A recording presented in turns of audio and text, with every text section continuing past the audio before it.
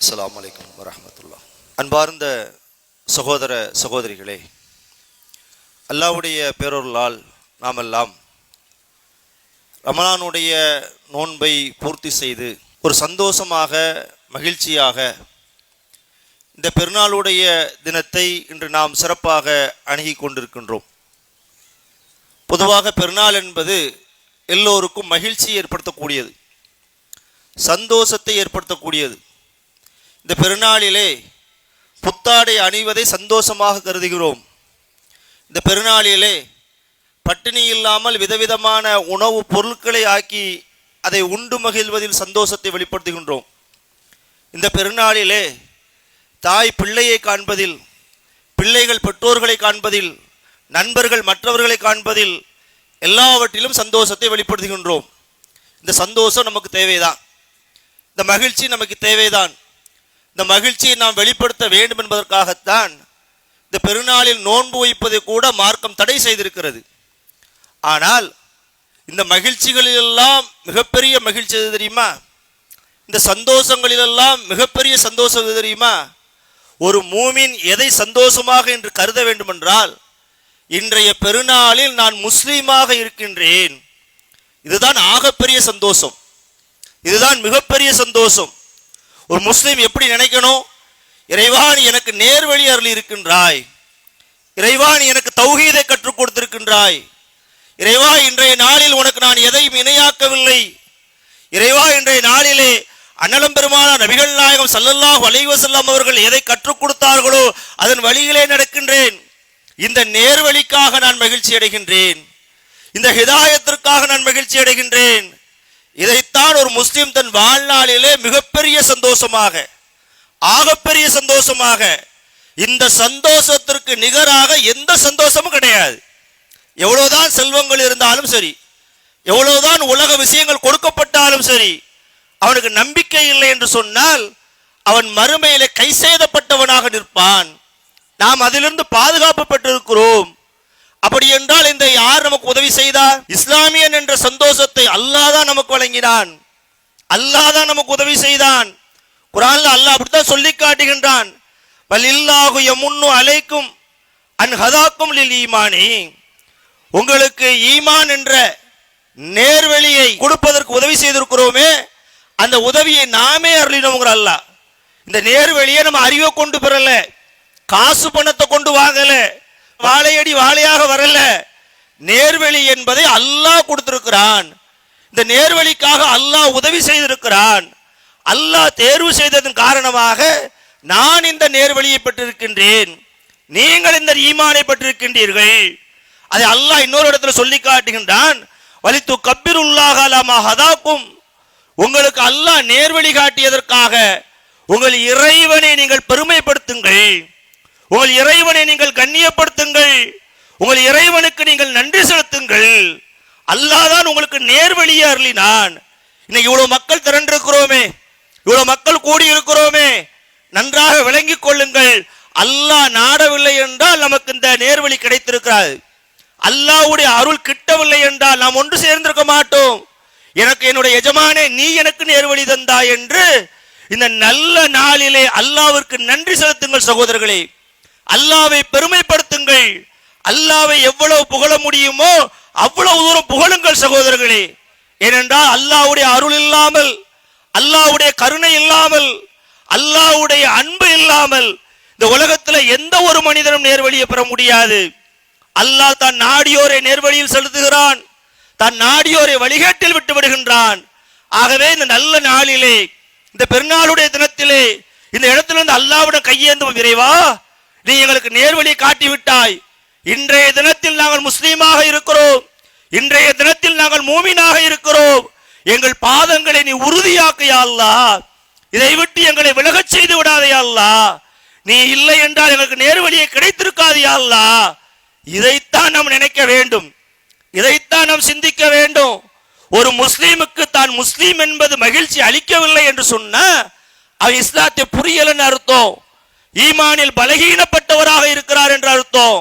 கிடைக்கப்பட்ட உலக வஸ்துக்களுக்காக சந்தோஷப்படக்கூடிய மனிதன் தான் ஒரு முஸ்லீம் என்பதில் மகிழ்ச்சி அடைய வேண்டும், அல்லாஹ்வுக்கு நன்றி செலுத்த வேண்டும், அல்லாஹ்வுக்கு எப்படி நன்றி சொல்வது? பல்வேறு விதங்களில் நன்றி சொல்லலாம், பல்வேறு விதங்களில் அல்லாஹ்வை புகழலாம். அதுல ஒரு நன்றி எது தெரியுமா? அல்லாஹ் நமக்கு அருளிய இந்த நேர்வழியை, இந்த மார்க்கத்தை அறியாத மக்கள் இருக்கின்றார்களே, அவர்கள்ட்ட கொண்டு சேர்ப்பதுதான் அல்லாஹ்வுக்கு செய்யக்கூடிய நன்றி, அல்லாஹ்வுக்கு செய்யக்கூடிய உதவி, இந்த மார்க்கத்திற்கு செய்யக்கூடிய உதவி. இதை நாம் புரியாம இருக்கிறோம், இதை நாம் தெரியாம இருக்கிறோம், இதை நாம் சற்று விளங்காமலும் இருக்கின்றோம். இன்னைக்கு நாம் என்ன நினைக்கிறோம்? நாம வாழக்கூடிய காலகட்டம் மோசமான காலகட்டம், நம்மை ஆளக்கூடிய ஆட்சியாளர்கள் மோசமானவர்கள், இஸ்லாத்தை எப்படி நாம் பகிரங்கப்படுத்த என்று நமக்கு நாமே ஒரு சோர்வை ஏற்படுத்திக் கொள்கிறோமே. இந்த சோர்வு சரியானதல்ல, இந்த சோர்வு ஏற்புடையதல்ல. நம்மை சுற்றி இருப்பவர்கள் எப்படி இருந்தாலும் சரி, நம்மை ஆள்பவர்கள் எவ்வளவு வலுப்பட்டு இருந்தாலும் சரி, அல்லாஹ்வை நோக்கி மக்களை அழைப்பதில் நாம் எங்குமே சோடை போகக்கூடாது. இஸ்லாத்தை மக்கள் மத்தியில் எடுத்து சொல்வதில் நாம் எந்த இடத்திலும் பின்வாங்க கூடாது. நீங்கள் சரித்திரங்களை எடுத்து பாருங்கள், வரலாறுகளை புரட்டி பாருங்கள், திருமறை குர்ஆனை நீங்கள் எடுத்து சரியாக படித்து பாருங்கள். நபி யூசுப் அலைஹிஸ்ஸலாம் அவர்கள் சிறை வைக்கப்பட்டிருந்தார்கள். ஒரு தவறான குற்றச்சாட்டுக்காக, ஒரு அவதூறுக்காக, ஒரு அபாண்டமாக நபி யூசுப் அலைஹிஸ்ஸலாம் அவர்கள் சிறை வைத்திருக்கின்றார்கள். ஒரு கடுமையான நிலையில் நபி யூசுப் அலைஹிஸ்ஸலாம் இருந்த போதும் கூட அந்த சிறைச்சாலையில் அவர்கள் கவலைப்படவில்லை, வேற ஒண்ணு சிந்திக்கல. அங்கேயும் தாவாவை முன்னெடுக்கின்றார்கள், அழைப்பு பணியை முன்னெடுக்கின்றார்கள். தன்னோடு இருக்கக்கூடிய சிறைவாசிகளை பார்த்து கேட்கின்றார்கள், யா சாஹிபி சிஜ்னி, என்னுடைய சிறை தோழர்களே, அடக்கி ஆளக்கூடிய ஒரு இறைவன் சிறந்ததா அல்லது பல கடவுள்கள் சிறந்தவரா? இதை நீங்கள் சிந்திக்க மாட்டீர்களா? யூசுப் அலைஹிஸ்ஸலாம் சொல்லக்கூடிய இடத்தை பாருங்க, யூசுப் அலைஹிஸ்ஸலாம் தாவாவை எடுத்துக்கொள்ளக்கூடிய நிலையை பாருங்கள். இது இன்னைக்கு நம்மகிட்ட குறைஞ்சிருச்சு.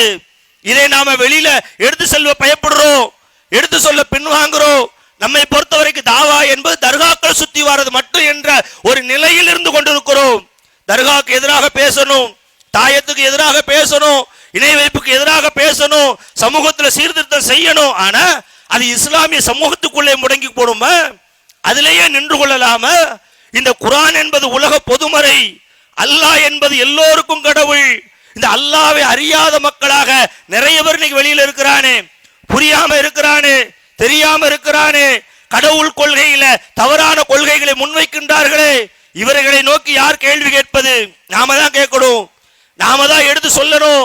அல்லாஹ்வுக்கு செய்யக்கூடிய உதவியாக, நன்றியாக நமக்கு அல்லாஹ் நேர்வழியை கொடுத்ததற்கு கடன்பட்டவர்களாக நாம் நம்ம இந்த நாளிலே உறுதி ஏற்க வேண்டும் என்றால், இந்த இஸ்லாமிய மார்க்கத்தை எப்படி அல்லாஹ் மக்களுக்கு சொல்லுகின்றானோ அதில் கூடுதல் குறைவு இல்லாமல், தயவுதாட்சண்யம் இல்லாமல், எந்த பயமும் இல்லாமல் உள்ளதை உள்ளபடி சொல்லுங்கள் சகோதரர்களே.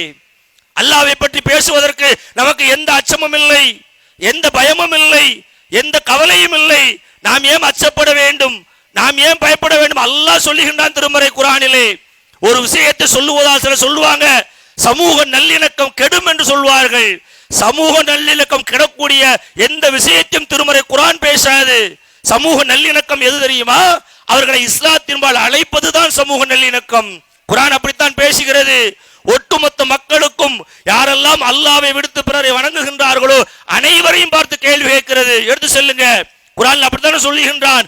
அபித்தகது ஆலிகத்தன் மினல் அர்லி, நீங்கள் இந்த பூமியிலே கடவுள்களை உருவாக்குகின்றீர்களா? அப்படி என்றால் அவைகளுக்கு உயிர் கொடுங்கள் பார்க்கலாம். அல்லாஹ் கேட்கிறான். இதை நம்ம சொன்னோமா? பிறட்ட கேட்கிறோமா? நம்ம வீட்டில் வேலை பார்க்கவங்கிட்ட, நாம வேலை பார்க்கக்கூடிய முதலாளிகிட்ட, நம்ம அண்டை வீட்டுக்காரர்கள்ட்ட, நம்மகிட்ட உதவி பெறக்கூடியவங்கிட்ட, யாரெல்லாம் மாற்று கொள்கையில் இருக்கின்றார்களோ, கடவுள் கொள்கையை தவறாக புரிந்து கொண்டிருக்கின்றார்களோ, அவருடைய சிந்தனையை தூண்டும் விதமாக, அறிவு கண்ணை திறக்கும் விதமாக திருமறை குர்ஆன் எந்த செய்தியை எடுத்து சொல்லுகிறதோ அதை அப்படியே பேசுகிறோமா? ஆனா அதுல சமரசம் காண்கிறோமே. குறிப்பாக இந்த காலகட்டத்தில் இஸ்லாமிய சமுதாயம் எப்படி போயிட்டுன்னு சொன்ன, இணை வைப்பையும் ஆதரிக்கும் நிலைக்கு போயிருக்கிறது. பயம், அச்சம். நம்மை ஆட்சியாளர்கள் ஆளுகின்றார்கள், வழக்கு போட்டு விடுவார்கள். நான் கேட்கிறேன், நபி மூசா அலைஹிஸ்ஸலாம் அவர்கள் ஃபிரௌன்ட்ட போய் பேசினாங்களே, ஃபிரௌனை விட ஒரு கொடுங்கோல் ஆட்சியாளன் உண்டா? நபி இப்ராஹிம் அலைஹிஸ்ஸலாம் அரசன்ட்ட போய் பேசினாங்களே, அதை விட பெரிய கொடுங்கோலன் உண்டா? எல்லா நபிமார்களும் மக்கள் மத்தியிலே தாவாவை எடுத்து சென்றாங்களே, அதை விட ஒரு அச்சப்படக்கூடிய நிலை இருந்ததா? ஆனா நாம பயப்படுறோமே, நாம பின்வாங்குறோமே. நாம அல்லாஹ்வுக்காக செய்ய வேண்டிய கடமைகளில், அல்லாஹ்வுக்காக செய்ய வேண்டிய நன்றி கடனில் தவறளிக்கிறோமே. நாம் அப்படித்தான் புரிகிறோம்.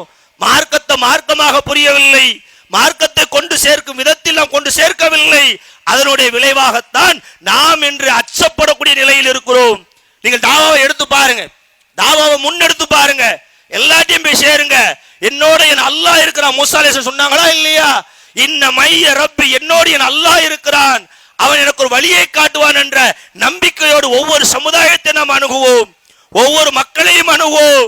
அல்லாஹ்வுடைய மார்க்கத்தை நோக்கி மக்களை சாரசாரையாக அழைப்போம்.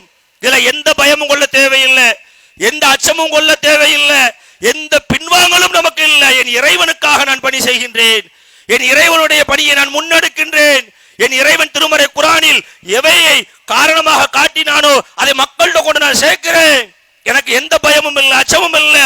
என்னோட என் அல்லாஹ் இருக்கிறான். இந்த நல்ல நாளிலே, இந்த சந்தோஷமான நாளிலே, இந்த மகிழ்ச்சியை வெளிப்படுத்தும் நாளிலே, நாமெல்லாம் முஸ்லிம்களாக ஒன்று திரண்டிருக்கிறோமே, இந்த நாளிலே அனைவரையும் இஸ்லாத்தை நோக்கி அழைப்பவர்களாக, அனைவரையும் ஏக இறைவனை வணங்கக்கூடிய ஒரு கடவுளை நோக்கி அழைக்கக்கூடியவர்களாக உங்களுடைய ஒவ்வொரு செய்தியும் முன்னெடுங்க, ஒவ்வொரு திருமறை குர்ஆனுடைய வசனங்களையும் முன்னெடுங்க.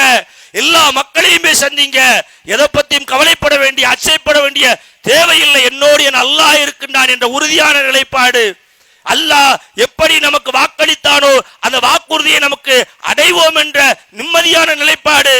அதை நோக்கி பயணிப்போம். இந்த பெருநாளை இன்னும் சந்தோஷமாக கழிப்போம். இந்த பெருநாளிலே உறுதியேற்போம்.